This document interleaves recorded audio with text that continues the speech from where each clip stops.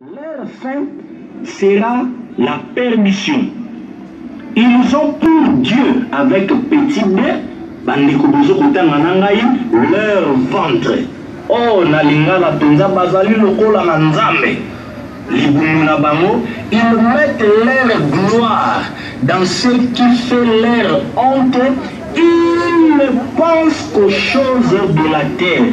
Mais notre cité à nous est dans le ciel, d'où nous attendons, alléluia, aussi comme sauveur le Seigneur Jésus-Christ, qui transformera le corps de notre humiliation, alléluia, en le rendant semblable au corps de sa gloire, par le pouvoir qu'il a de s'assujettir toutes choses. Oh bien-aimé, passage où Totangi Eza fort, exhortation apôtre Paul Aza au Sala, c'est clair. Alors, tout unité, tous à la peine à regard, nous sur la biso et à la portée vers ma o bazali ko tambola na kiboyenge de na modèle na ba fondement, tout à la tête que alobaki yango que même à ceux qui nous tombent sous à côté un autre évangile que on biso toteaki bino alakilama mabe, mais lelo malheureusement na kati ya église ya nkolo bana na nzambe ebele bazali kotika ba évangile ya lokuta et seigneur bango. Na verset 19 alobi ces 4 soirées ezali les réalités qui se passent avec le faux pasteur dans nos églises. Hier, le rôle ezalaki première soirée, tu tiens invitation à biso ba thématique ebele, ya pour échanger, ya pour débattre. Tu chaki est-ce que pasteur a le droit de manger la dîme de ses fidèles? Tu chaki action de grâce égale enveloppe d'argent. Tu chaki phénomène consultation prophétique. Dieu m'a dit. Tu chaki les offrandes anti-bibliques. Et na réalité mususu oyo tokokaki ko mentionner te vie espace na ba invitation na biso, mais tolobaki yango wana autre réalité actuelle. Tokobeta sete na oyo frère Fiston uti koloba souci na biso oyo est motivé biso tosanga na pokwa lelo ezali kotala fonctionnement ya ba église na biso comme ba assemblée locale. Tomona yango ke église lelo eza malade. Bandimi olie tozala bandimi ya Yesu toloba oui et amen na maloba na Nzambe bandimi ebele tokomi bandimi ya ba pasteur. On n'a pas vraiment le temps ya vérifier ba écriture ya kobondela ya kosala confiance na Saint-Esprit, mais on a par contre beaucoup plus confiance na maloba ya ba pasteur. Et par la grâce de Dieu na lisungi ya moliomo centre, on s'est rendu compte que ba réalité oyo toza ko vivre lelo na ba église na biso, je dirais encore ba pratique oyo eza ko sala malelo eza conforme te na maloba na Nzambe. Et Bible eza ko tuna biso motuna moko, quand les fondements sont-ils renversés plutôt, bah juste bah nini. Par la grâce de Dieu, biso tolini ko veiller kotika na ba fondement ya ba porte o ezali digne pour na biso na église to observer. Ya wana pona ko canaliser ba soirée na biso hier tolobelaki sur les offrandes. Tolobelaki sur les dîmes. Par la grâce de Dieu, bandeko tozalaki hier tomonaki badim lolenge zalaki na Bible et to comparaki yango na dim lolenge ba pasteur bazote ya biso lelo, to trouvaki que oyo ezosala lelo na mangomba la biso na oyo tomonaki na makomi na Nzambe ezalaki vraiment diamétralement opposé. Parce que souci na biso ezali tant te soulever ma réalité actuelle, te comparer à mon âme à vérité biblique pour que mwana na nzambe yo moko oprendre conscience tango oyoki ya kobima na ignorance ya ba réalité ya mabe olanda vérité oyo ezali na kati ya maloba na nzambe. Donc mpona kopesa nzela na bandeko émission tosalaki na journaliste wana Glody tolobelaki sur Jésus-Christ à vendre. Tolobeli babiloko ebele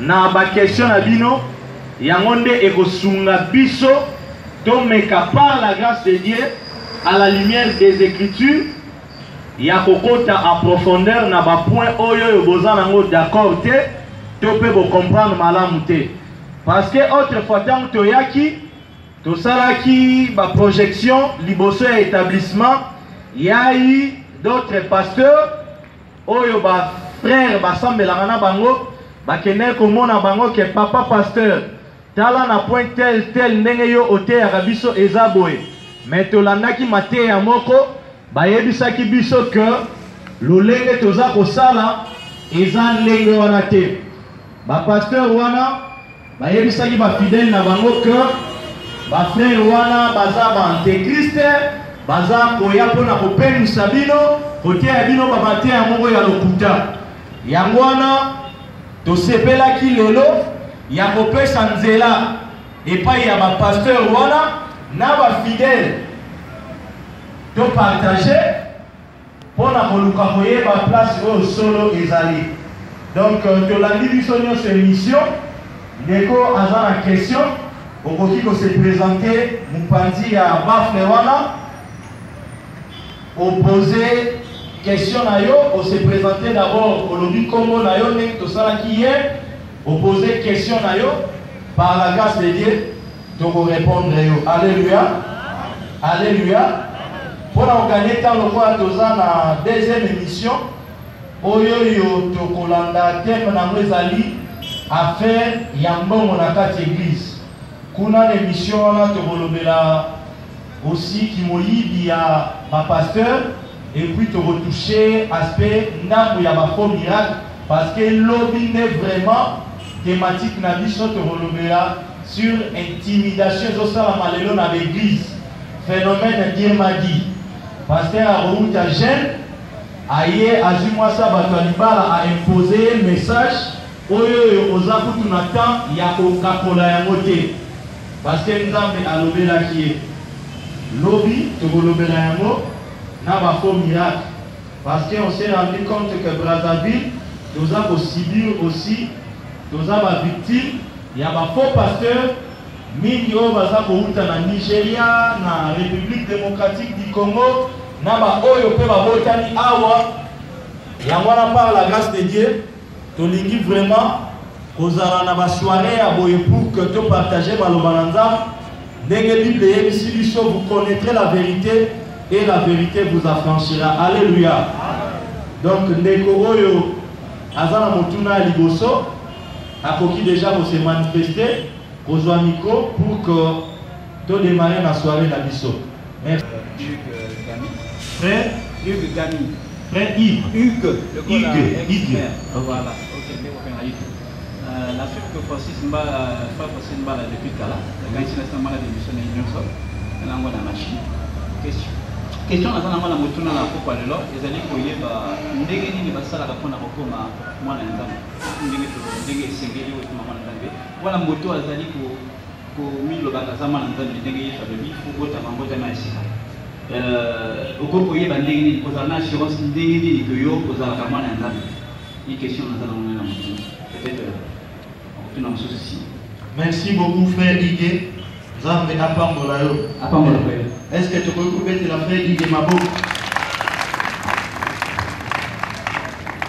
Mon frère, que Dieu te bénisse parce que l'olenge a ma question oyo ezongisi makanisi na ngai na Acte chapitre 2 tango maloba na Nzambe eteyamaki na naissance ya église.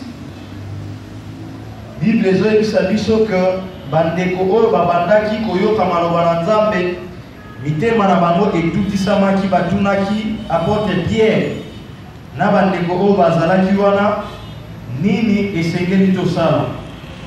Vraiment, autant la question, il y a frère Ige, je suis convaincu que Ekosunami Nikati Nabiso.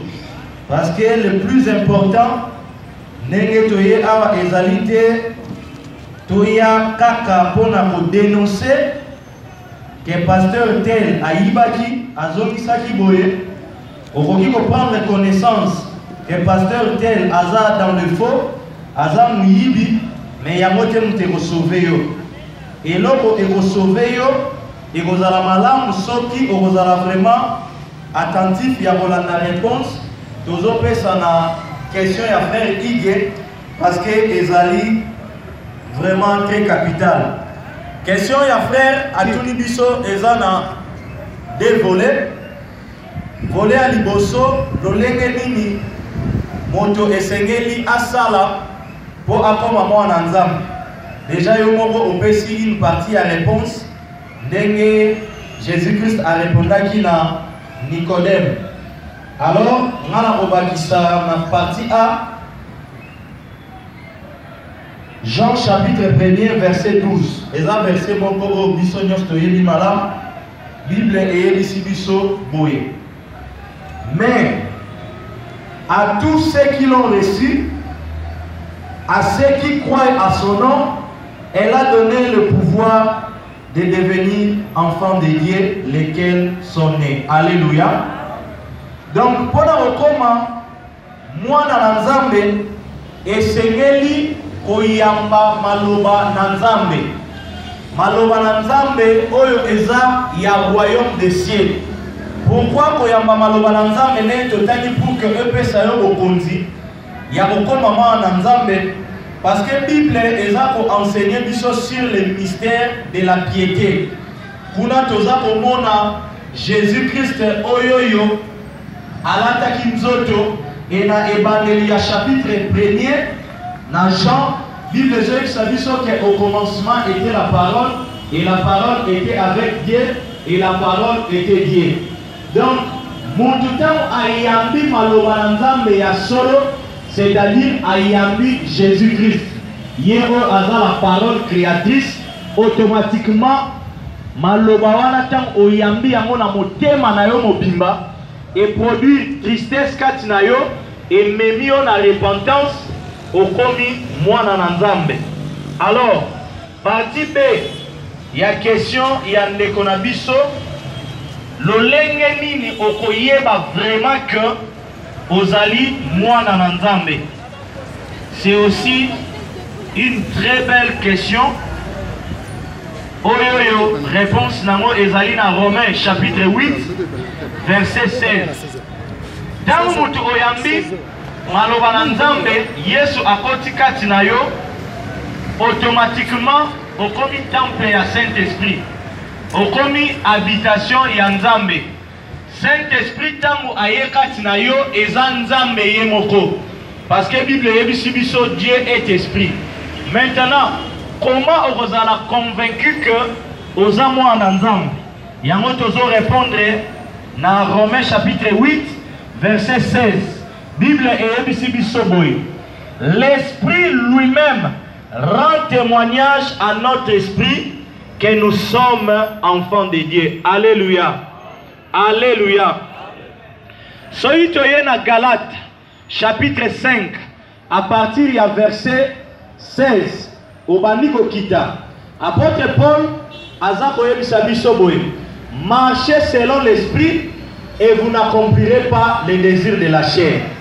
Donc ce qui moto oyambi maloba na nzambe empesi yo bokonzi ya kokoma mwana nzambe tango ozali kozwa témoignage ya Saint-Esprit, automatiquement on discerner ba désir oyo eza ya esprit na ba désir oyo ezali ya chair. Bible est énumérée à mon Galates chapitre 5 que ba désir ya chair ezali impudicité, cupidité, ivrognerie, excès, magie, oswana, liste ezamulaï. Maintenant, pour nous la claire, la réponse, la partie B, il y a frère Ige, Tango moto oza na Saint-Esprit kati na yo, yende sikoyo moto ako rendre témoignage na motema na yo na esprit na yo ke oza mwana na Nzambe. Parce que piège lelo na biso bandimi eza que toza parfois komi benga ba chrétien po toza na carte de membre ya l'église na biso. Oyo chaque fin du mois pasteur asignera yango abeti caché. Mais au moment que soko bimi libanda ozana ota musuna mwasi moko onan bobala na te mais bokusaka na bino bosala na bino ba bêtise botambola na désordre bosala ba makambo ezopesa Nzambe lokumu te. Dimanche olati cravate olati elamba mulai oye ozoyemba na chorale ozobeta drum. Tu peux parfois tromper ton pasteur, tes frères et sœurs, oh, se réunir na bango. Mais Romains chapitre 8, yo témoignage ya Saint-Esprit kati na okoza mwana Nzambe et rozalate. Donc, en réalité, comme yeba soki oza mwana Nzambe sur le plan pratique, mes frères et sœurs, exactement oza yo moko, oyo oza na possibilité ya kosumuka, mais olobi que Naza une nouvelle créature, je ne peux pas attrister le Saint-Esprit au Azakati Nangai et Seigneur Nanga même Atabazo Monangate, Natambola na vie à sanctification. Et par erreur, parce que on a la possibilité de pécher, un chrétien ne vit pas dans le péché. C'est une aberration.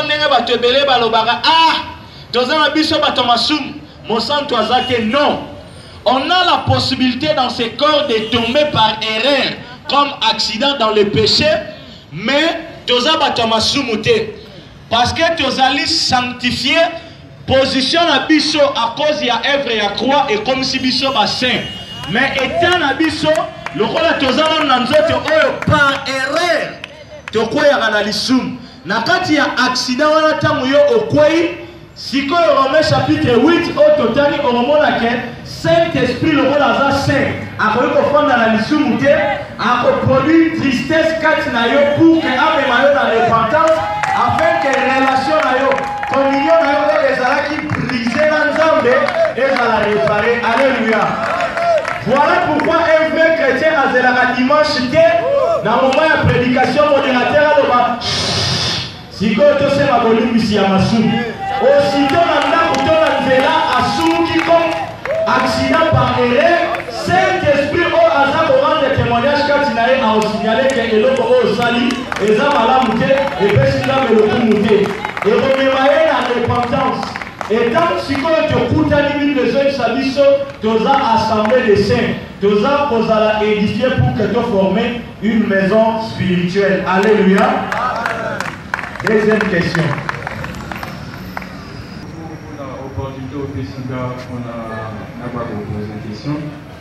Le lien n'est pas surtout dans le temps de Galates 6, n'a pas un peu. Ah, pardon, comme on a Fabrice. Frère Fabrice. Frère Fabrice. Ok.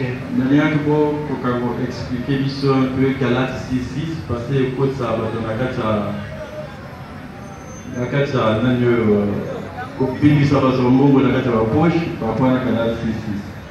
merci. Merci frère Fabrice.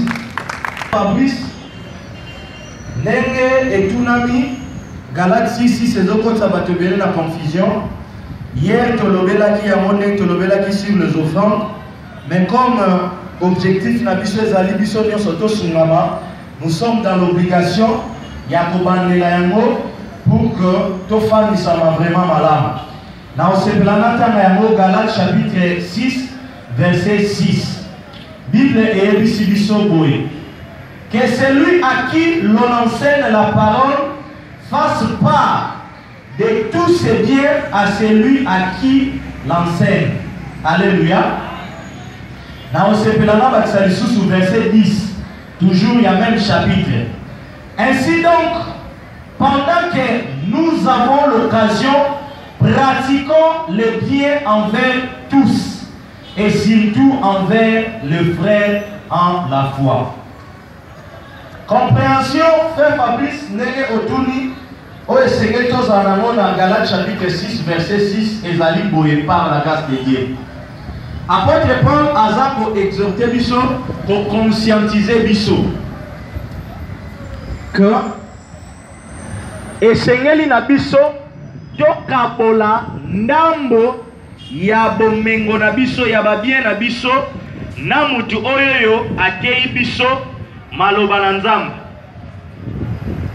Apôtre Paul a yebisi biso te que pasteur et Seigneur Ocha Kitunga Osa l'appel de fond après prédication. Non.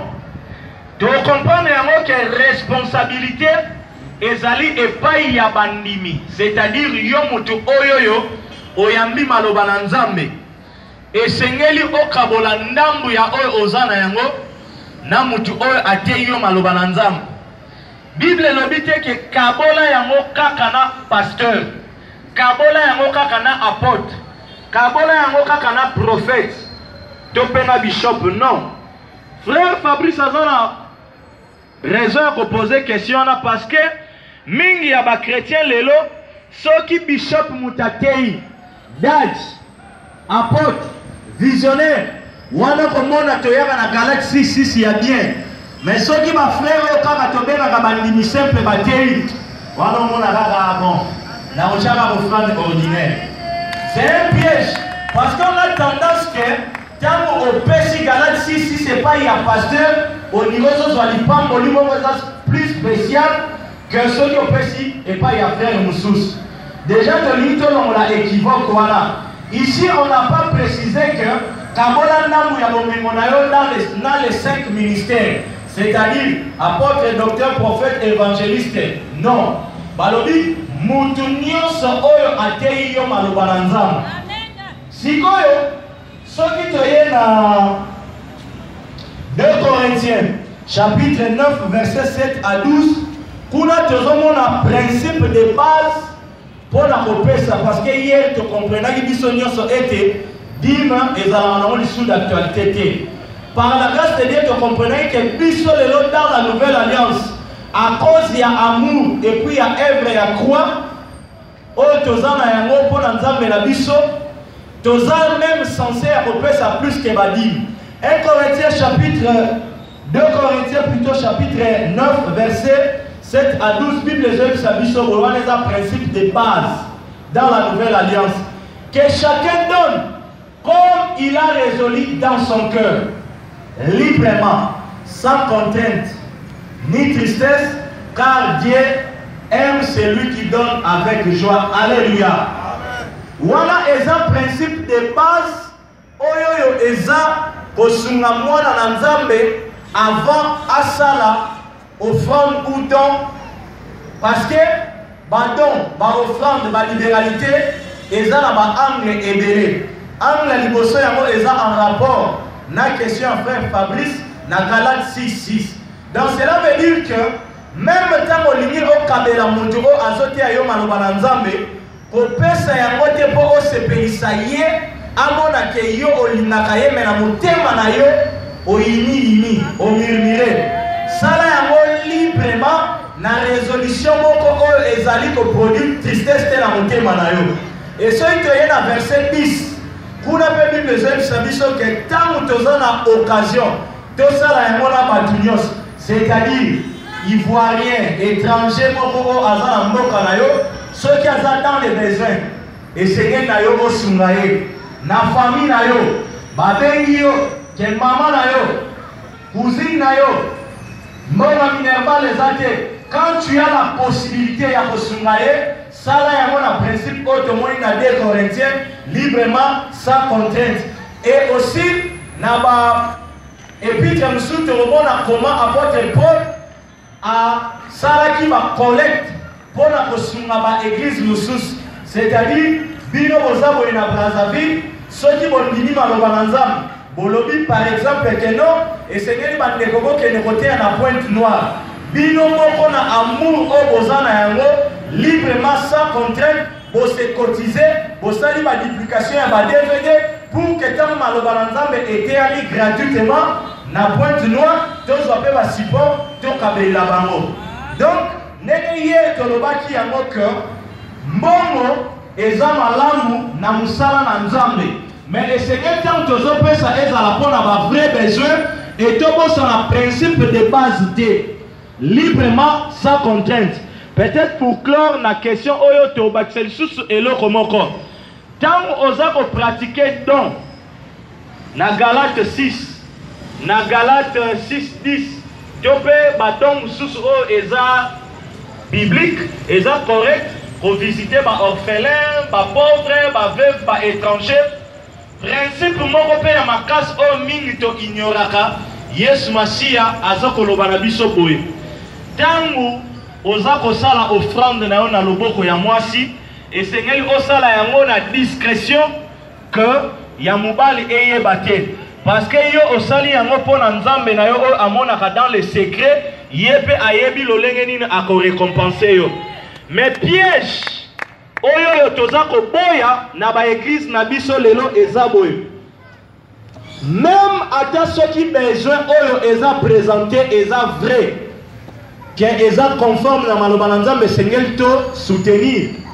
Tant yo o respecter principe oyo ya liboso to pesi librement sans contrainte, et sengeli pe o veiller na piège oyo ba pasteur ba koma okotsa biso lelo. Ndeko fongola matoi na yo malamu.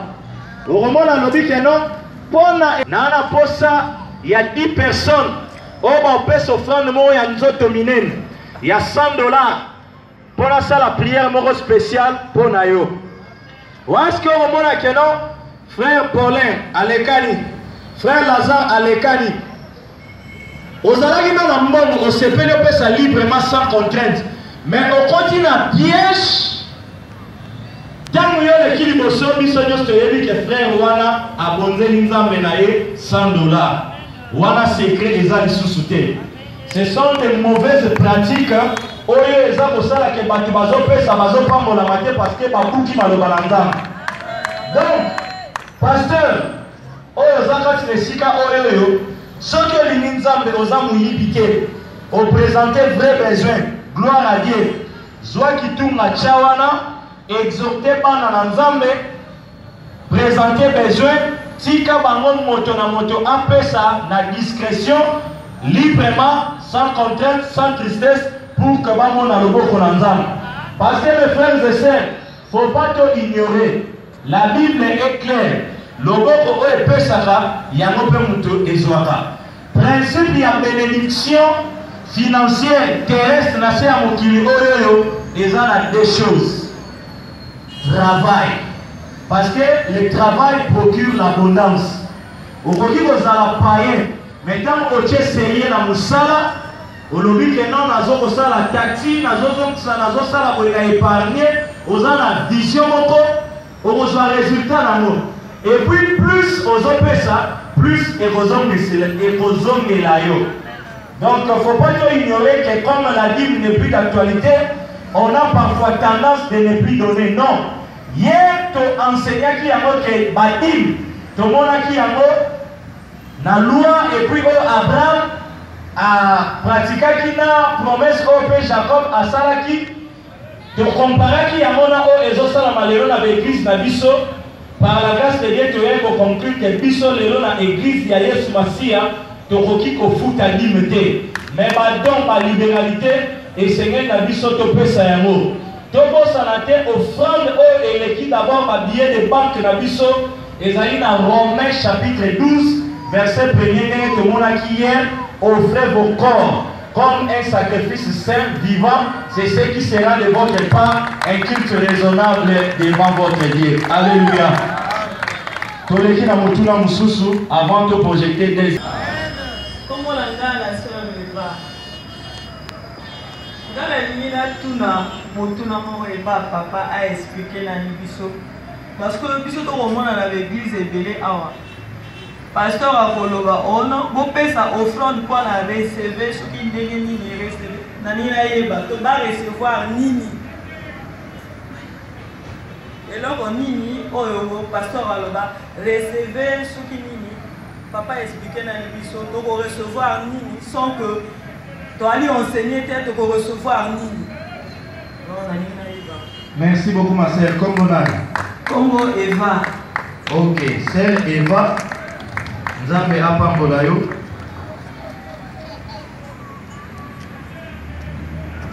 Ndenge tolobaki hier eza na bakituna mosusu oyo etunamaki, mais toza toujours obligé ya kozonga parce que ça ne sert à rien ya kokende au moment où ceux qui vraient besoin ezali esenge na biso d'abord kotelema wana. Donc hier bajar ya baquestion oyo etunamaki, mais na ndenge mosusu lelo etunami mpe na ndenge mosusu, mais fond eza kaka moko, toza obligé ya korépondre yango. Sœur Eva alingi ayeba lelo okomona pasteur atei kutu te, boza enseigné te, aye kaka pesa offrande moko pour ke oyamba boye, offrande ya receve ningi balobaka kotisa nzambe nyongo, surtout na bapériode tozopusana ya suka mbula, offrande ya traversée ya chanzambe na épreuve ate simbaki te année passée nayebi to banda kosambela na église nini bagrâce ekeseni ya komeka nzambe na nga toyebi bango koma bamultipliaka ba20 parole. Sikoyo totala leader na biso Jésus-Christ de Nazareth ntango aotinda bapotre na mission, parce que tomona ke na Bible même place oyo bamiracle esalami to mpe eloko moko ezosalama ezalaka d'abord précédé na prédication. Yango okomona que le miracle ou le prodige n'est pas un message de l'église, c'est comme des bonus au Nzamba Pessi, parce que alobi que voici les miracles qui accompagneront ceux qui auront cru. Alors avant même kutu ondima il faut oyoka. Donc je dois comprendre que la mission principale au Yesu Masia atikeli ba disciple na ye ezali propagation ya bonne nouvelle. Alléluia. Donc avant même il a présenté vrai besoin d'église, essayez d'abord à enseigner parole. Toyena Matthieu chapitre 10 verset 7. Yesu Masia alobi boye. Allez prêchez et dites le royaume des cieux est proche. Guérissez les malades, ressuscitez les morts, purifiez les lépreux, chassez les démons. Vous avez reçu gratuitement, donnez aussi gratuitement. Alléluia. Donc, pasteur azana intérêt mon côté ya conditionner yo avant asalela yo prière, topé avant asalela yo eloko moko songolo pakala. Na olobelango d'une manière générale parce que les ba mauvaise pratique wala ezala bandenge ebele. Na fungula parenthèse. Toza pona ko débattre, si tu n'es pas convaincu, yaka contredire.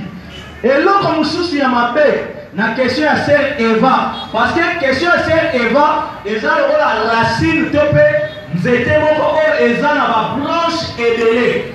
Il y a un moment dans le lobby que ils ont la service mon côté avant, mon tonanzame à ça la vie à fidèle, et c'est a conditionné à mon offrande.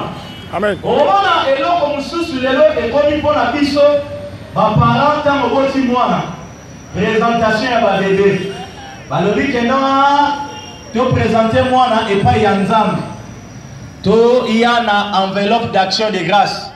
Pasteur Zakat Nesika, oyo soki ko défier biso ko zala malam. Hier to bukaki à moi avec toute énergie to lobaki était noir sur blanc de Genèse Apocalypse, offrande et action de grâce.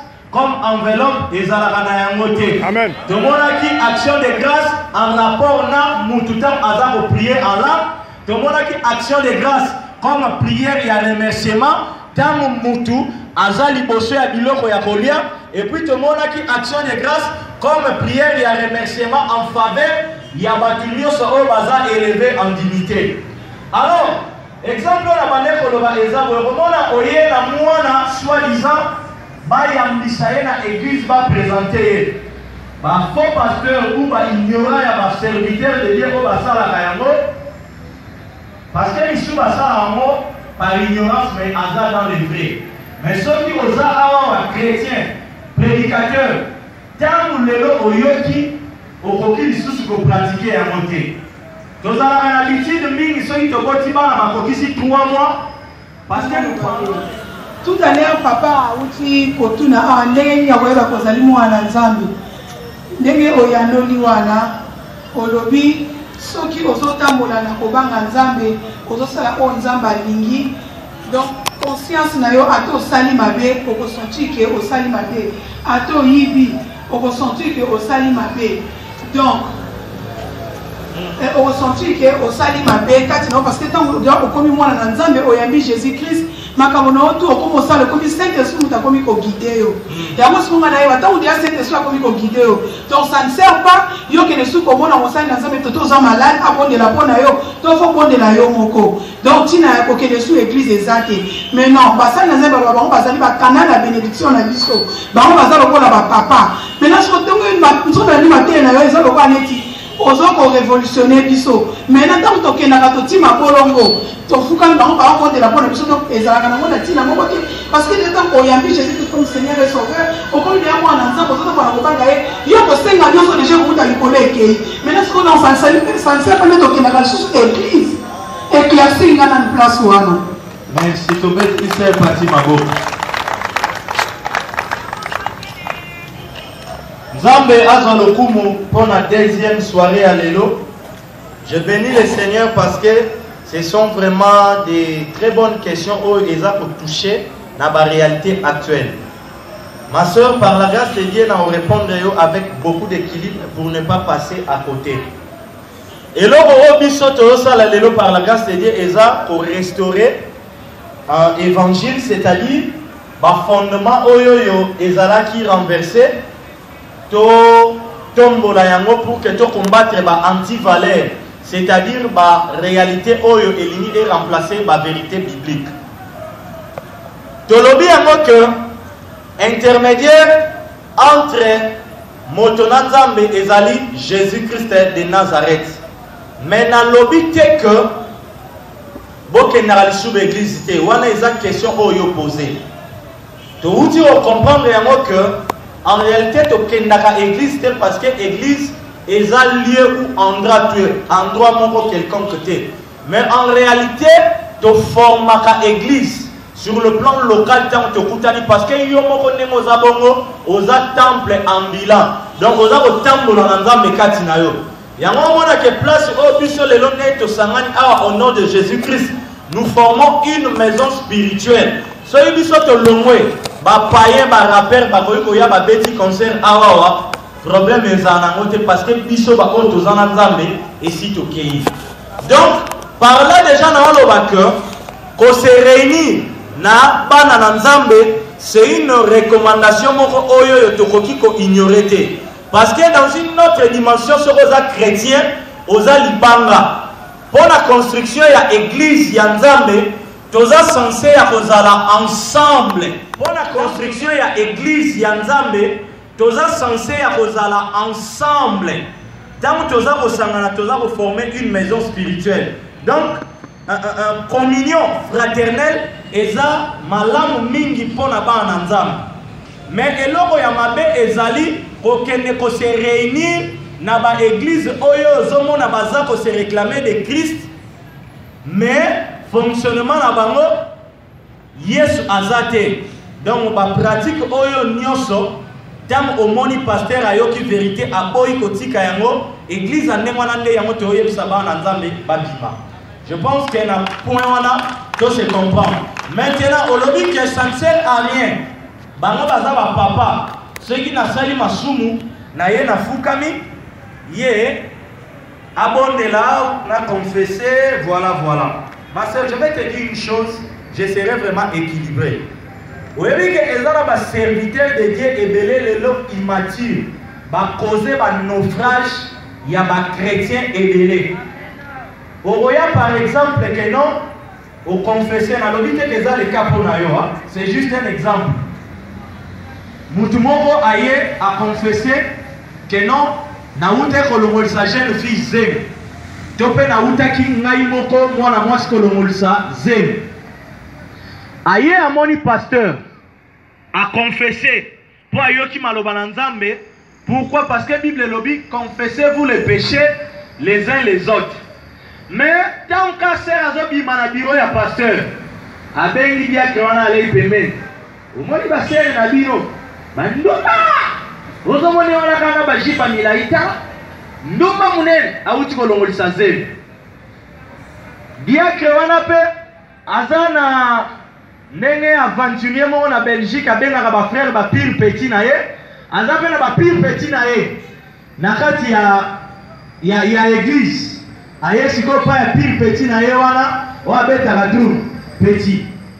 Même ba pakano ba lobi yango mwasi ya kobale sengeli oye ba bizale. Omoni sel wana kera asoba ba bazemi na ndenga ko sakanate. Pile petit pe azana mpani na ye c'est-à-dire mo confia na ye. Ye ba ye yaya keba wana va ekufela mbwa komekate. Donc, vous comprenez, c'est à y confesser pour que communion aille ensemble les à la malade. Attends, si peu malheureusement, vous que confessez-vous les péchés les uns les autres. Mais pasteur, voilà, à cause de l'immaturité, il y a du global, donc on a un journaliste à télé Congo. À Pandi Sango, tant que tant pas, il y a jour, heureusement, dans ma il y a serre. Ceux qui nous ont massali en goluté. À aucune église, et qu'on peut poser même le naufrage et à foi. N'a pas ce exemple beaucoup vrai. Car en matière, voilà. Sœur Moko, au terme de l'Omolsazen, ailleurs au confessé, pas il y a sœur Moko, sœur Wana Beteli, sœur Moussouli Solo. Bah, écoutez, il y a veillé de prière. Sœur Wana, déjà, ça, l'Omolsa qui s'aime, à bon, le motema, ailleurs, prière. Tant que babandi prière, les sœurs Moko, Zalaki Wana Tuntuki. Sœur Isabelle, Nzambaza Koloba, Outi Kolongolisaze, Minazomona na Makila. C'est à l'obi, Bino Tombo Tenga Maloba Nzambe, Boyebi Singake, c'est lui qui cache ses transgressions, ne prospère point. N'a confessé. Bolobi peke non a confessé na mutema na emo bimba andi maete Yesu Masia alimbisie. Si on a malgré na confessé, Yesu a limbisi na yete, donc vous avez aventurier, c'est Rwana azonga na mukiri assemble la lisuté. Waneza aspect moko on a bimisi ma sœur, parti pour la rolobake, même pour confesser, il faut vraiment être rassuré que c'est un vrai serviteur de Dieu. Et pour confesser, la condition n'est pas seulement que n'est pas il y a pasteur, évangéliste, apôtre, docteur, non. Une seule, on peut confesser parce qu'il y a un Saint-Esprit. On croit, c'est comme si pasteur Yéné Hazard super. Il y a un moment dans l'église à l'hôpital et quand un pasteur a la connaissance à côté de ma casse. Il y a un pasteur à côté à Batimagoro de Misereke Tezobima. Il y a un pasteur à côté à jour à l'église et au salon plein. Mais si on que pasteur a voyagé au moment de l'église, Katikat, frère attaque Téineni, Bamen et Bozana Moté, Bono Balad 6-6, Tikanayo. Et à Babylon, mon content de sur ma vérité et c'est elle révolté du sol. Par là, qu'est-ce que je vais dire? Pour confesser l'issou, quand tu es convaincu, il y a comme on a des commandes, et dans ma langue, parce que, pour exposer à mon autosmalouaranza. Mais, ce n'est pas seulement obligatoire aussi de confesser. Au moins, domaine il y a repentance. Donc, il faut expliquer à côté comme mathématiques, que ce que ça nous vous donnons des pistes, mais avec l'aide du Saint-Esprit, il y a des par rapport à ma difficulté, il y a chute, il y a faiblesse, il y a comment arrêter le Sayo. Et ça, Saint-Esprit a produit tristesse parce qu'il y a dit que nous avons la chambre au Fukali, au Tomboli, Missionario, au Séni Faveur, au continuer marche. Mais, ce qui peut, tu te sens toujours culpabilisé. Aux la posa, il y a des soumis à prière pour que l'écho, dans vos confessés, aux la vraiment libéré. par rapport à ma conviction et puis on a la soutenir la prière et ça m'a aidé. Donc c'est parti na fumwa maki parce que sans équilibre risque d'ali toti kala na moko église pour la résumer intervention na ngai assemblée oyo toza ko encourager bana na nzambe bo se réunir na bandeko ezali oyo yo crainte ya nzambe ezali parce que Bible pesa koyebisa biso to bimana milieu ya bato wana ya mabe to prendre part. Pourquoi? Parce que nous ne sommes pas de ceux qui se retirent pour que tout se perde. Mais nous avons connaissance. Il y a un bimi pour que tout sauve ma âme na biso. Parce que pour ça na te maloba nzambe eza semence. Plus ozoyo kaka maloba nzambe ya mabe, eza pe ko tia foi moko ya mabe kati na yo, oyo finalité na yango ezali felo. Donc église oyo eza kotombola kombo ya Jésus-Christ de Nazareth te esengeli obima. Nemozomona lelo soki pasteur alobi ke non nga na église na nga soko pesa offrande boyete okopambola mate ndenge mususu a intimidaka bato na Kinshasa ke nga naza papa molimo na yo nakoki kokangela yo likolo nakoki kokangela yo pe lola. Bien aimé eza hérésie moko ya kosakana te. La fois passée ntango nayaki tozalaki na enseignement moko oyo tomonaki ke Yesu ntango aopartir église apesi biso baclé ayebisi na porte Pierre nyonso oyo okokanga na se ekangami likolo oyo okofongola likolo efungwami mpe na se. Donc chrétien eza na pasteur moko te oyo yo ntango yo oza en ordre na nzambe akoki koya kokanga lipamboli na yo to mpe kofungola yango. Parce que principe ya kopambolama sur le plan social le touti koloba c'est le travail. Donc ma soeur, tu n'es pas obligé de confesser tes péchés à tout moment et pas ya mutu mususu.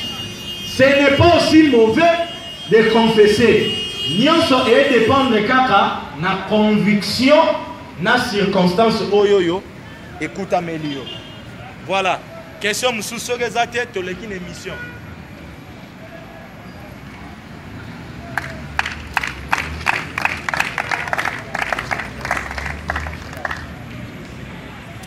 Bienvenue, shalom. Shalom. Comme on a essayé en marque, moi tout n'a rien à dire. Papa n'a pas retourné à Oboy. Dans l'église, tout le monde a top, ba photo ba pasteur na elongi. Mais ba photo wana pesa la ba miracle. Te mutabeli alati photo wana abiki. Est-ce que ezali mabe ya kolata photo ya pasteur? Motuna na ya nguso. Ya mibale ezali boye. Tango to bondela kana ba église. Na mona ba misusu balobaka ubia kwa isi loko ubia ni na zana problème ngo makasi fa bela. Ah nzambe ya mama Olandi. Salela ngangolo. Est-ce que ça fait mabe? Parce que même la Bible, Abraham, Nzambe na Abraham, Nzambe na Isaac, bamisusu batiyaka bongo. Eza pe mabe. Motuna na ngai. Merci ma sœur, vous pouvez rappeler un petit bongo. Kombo na maman Marthe, sœur Marthe. Mais avant Molayo, sœur Marthe, vous allez vraiment honorer la présence na yo lisusu na pokwa lelo parce que vous allez na biso hier. Souwete ingozala soki nzamba sali ngolu tosukisa na yo ndenge bibezebisa biso niembo la fin d'une chose que son commencement. Alors sœur Marthe alingi ayeba soki kolata photo ya bapasteur eza mabe to malamu parce que bafoto wana mpe mingi ezosalaka par miracle. Déjà, soki toye na mokanda na Nzambe na Exode. Bible ezoboyisela biso baimage bareprésentation kolata foto ya pasteur koloba ete ye nde mosali na nzambe. En tout cas, ça n'a aucun fondement biblique. Peut-être que koloba na tangu ya bapotre bafoto ezalaki te, mais tozala plus pratique parce que tolobela ma réalité. Bafoto wana oyo tomonaka balatisaka biso batekelaka biso yango ndenge dernièrement tomonaki croisade moko ya monene esalamaki awa batekelaki bandimi bafoto wana na 1500 francs. Déjà na maloba na nzambe oyo totangaki vous avez reçu gratuitement, donné aussi gratuitement. Biso mpe tosali babadge. Mais pour que action o ait réussir, il faut kaka totie elongi ya fiston to ya fortune. Totie adresse bateme makambo tozolobela. Na eloko nyonso tosala po toyebaka esprit nini eza derrière yango. Même technologie lelo ntango tose servir na yango, il faut toyeba bapiège ya ennemi et puis avantage na biso pornographique. Mais pour un chrétien, dans la continent internet, eza po asala ba partage na ba WhatsApp ya ba verset biblique na ba Facebook et puis na YouTube kolanda ba prédication. Donc tout ça mon a même instrument oyo ba ignorant, ba turo baza ba aveugle sans Christ et servir bango na destruction, biso et servir biso na édification. Donc ceux qui le bito zonga na réalité wana ya ba photo, ceux qui motivation ezali poto yeba ke apôtre tel mutu a organisé croisade. Chaque thème référence makambo nyonso to comprendre. So za po sa photo. Cha ya mona ndaku na yo. Ba baza ya nzambe baza ya yote. Soma kaka. Photo yeba ça la part des choses. Sikoyo tomona lelo eyoleka na ba télévision. Na chaîne ya Mutomboka Lombo Léopold oyo reconnu spécialiste na délivrance ami selekete na magorodo. Alors au moment témoignage ezo salama bande alléluia amen alléluia amen na yebo komisa munene ya nzambe ya papa na biso na o toucher mbala moko pe na deuxième question mais na ko expliciter yango lisusu. Nalalaki na butu ndoki abimeli ngai nakangi au nom de Jésus ndoki aboko kende au nom de Jésus ndoki aboko kende natali kaka na oreye place na chaka mutu nazwi photo ya papa na tomoli boye milimo mabekei ye azaya nzambe beta maboko milolo wana pena ba agent na bango ya marketing yakane tumbelo kibomang kimabinkaka yabiso eratakate promotion au nom de Léopold Mutombo. Oh soy tozongi na Bible ba disciple Yesu masi azoyebisa bango tango bokei kosala service soki bomoni makambo wana nyonso batuni bino boza banani bolobake ngai Paul le maréchal. Oh ngai Pierre, non Paul Foutazaki na Yesu physiquement te. Ngai Pierre, l'homme à la langue brûlée. Ngai X, l'homme du retour à la parole, non. Yesu ayebisi bango, bolo bakaka boza ba serviteur inutile. Alléluia. Pourquoi boza ba serviteur inutile? Parce que onction puissance wana en réalité zabinoté ezangande mutunazo sala kati na bino. Soki ngai na ordonné te eloko moko pe eosala mela bino te. Donc Bible ezobisa biso na Acte chapitre 4 verset 12 il y a des salis en aucun autre nom. Amen. Bible bakisi lisusu quiconque invoquera le nom du Seigneur Jésus-Christ de Nazareth sera sauvé. Alléluia.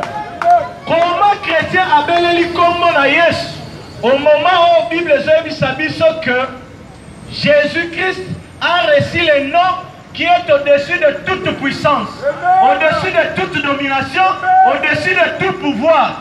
yo o invoqué kombo o ezali kolo ya ba kombo nyos ndoki akimite kombo ya mutombo ya botamaki na 1900 et quelques peut-être pas kokufa ne année prochaine soyi pa bongo ni mutema takeli felo kombo na ye chasser démon yango tolobi ya zwa kaka réalité wana tango zongisi yango na maloba na nzambo comprendre mbala moko ke ezaki ndoki nzambe na kati kuna zate parce que toute église, tout évangile, toute pratique, oyoyo ezana kati ya évangile et tomboli kombo ya Yesu Masia te, c'est très compliqué. Alléluia. Siko le Dieu d'Abraham, le Dieu d'Isaac, le Dieu de Jacob. Ma soeur, yo olobi exemple pesi. Nzamba mama olangi kota makambu nanga bundela ngai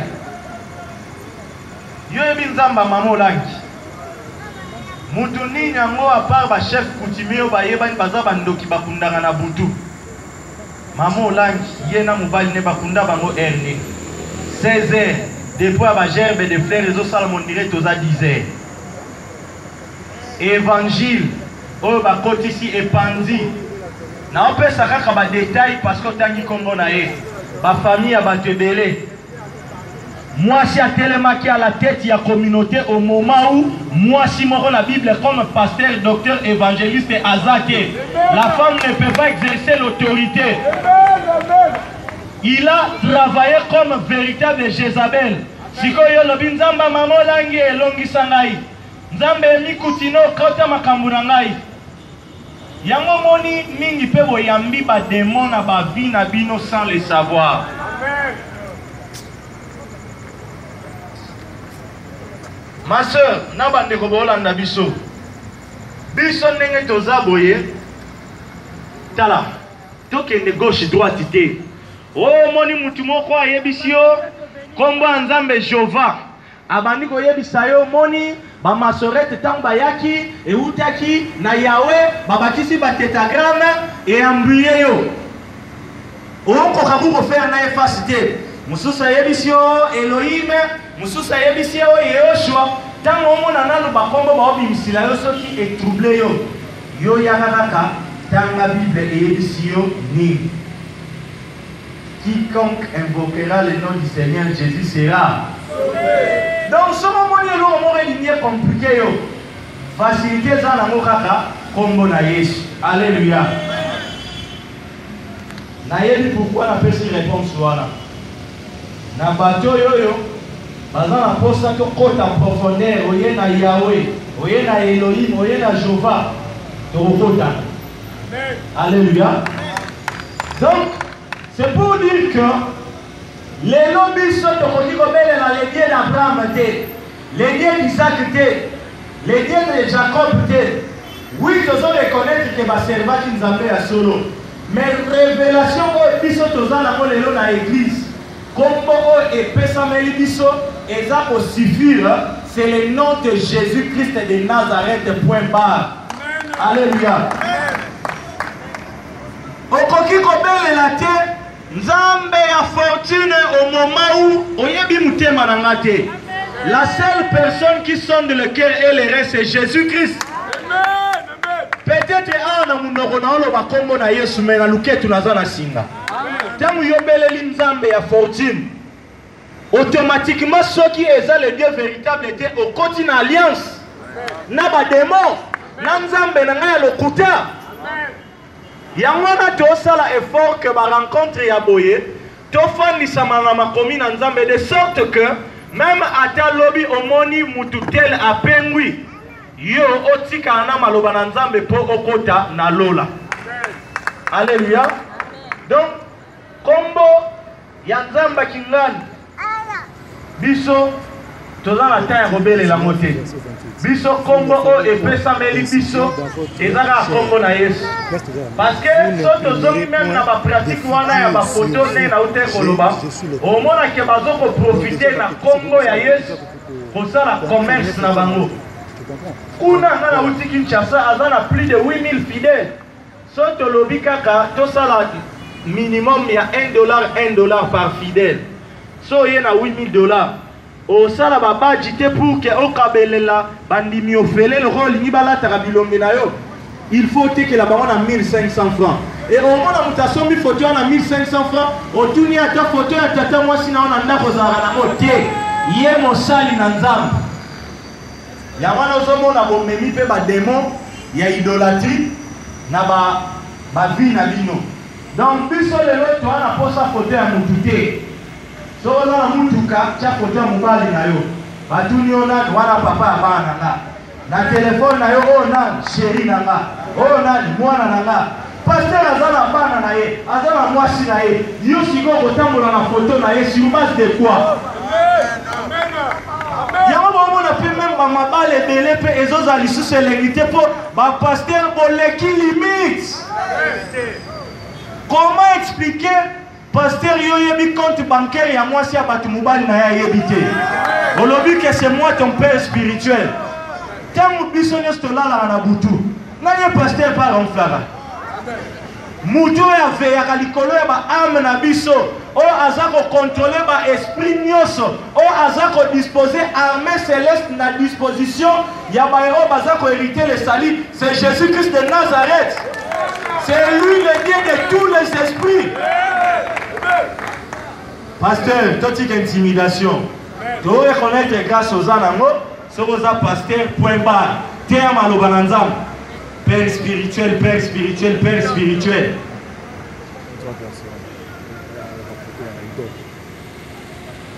Merci. Ndeko Abaxel Bisso, Lévitique, chapitre 19. Tobani na verset 28 pour nous soutenir makambo otolobi avant to le Canada deuxième émission na biso.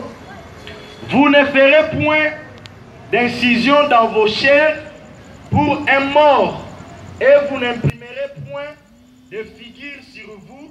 Jésus a été racheté à un grand prix. Ne devenez pas esclaves des hommes. Frère, eza na millionnaire moko te o akolobake mbongo na ye soki adisposer yango ekokokana na oyo Yesu asalaki na ekulusi. Yango ozomona Yesu ntango azotinda to te ya maloba na ye alobi lokola nakufelaki bino na ekulusi ya ofele, c'est-à-dire ndenge bozwi ya ofele bino mpe bopesa ya ofele.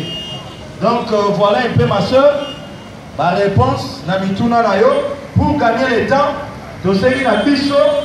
S'il vous plaît ma soeur, dans la deuxième émission peut-être au revoir à la montagne bosso à vous poser question dans la troisième, la deuxième partie de biso parce que ok c'est bon. Ok.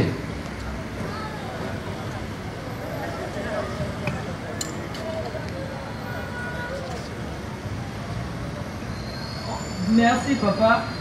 Motuna nange ya boye. Parce que la deuxième partie, il y a une question à maman à lobby. Pour l'unité, est-ce que tu peux ressembler à la tête Dieu d'Abraham, Dieu d'Isaac, tout et tout? Parce que l'église n'a pas enseigné que Dieu, ceux qui osent prier, pour le Dieu d'Abraham, et nous Nzambe à alliance. Dieu d'Isaac, Nzambe à promesse. Dieu de Jacob, il a dit, moto, oh, a bundi, ceux qui n'ont pas d'esprit, ceux qui n'ont pas. Mais awa yo zolo bana biso ke eza possibilité to sambela na ba kombo ya batu. O Bible ezo pesa biso référence à sambela Dieu d'Abraham, Dieu d'Isaac, Dieu de Jacob. Nani na yeba. Merci ma sœur. Je crois que na ba Merci ma sœur pour la question. Je crois que ma réponse, n'est pas ma question. Nous sommes sensibles pour comprendre que tu as un effort pour répondre aux fans de Sabiso dans le fondement de la porte. Moutoutango a expliqué le Dieu d'Abraham et Zanzam et Alliance, a expliqué selon Yé, mais ce que tu as selon le fondement de la porte. Parce que Biso, le problème avec nous est que moto akoki koyebi biso eloko moko azwi yango na bible mais ainterprete yango mabe ntango otieli yango foi ekoki mpe komema yo na permission. Ndenge lobi tomonaki 4 sortes ya badimu na bible mais ti conclusion ye kozala ke biso lelo tokofuta lisusu dimu te.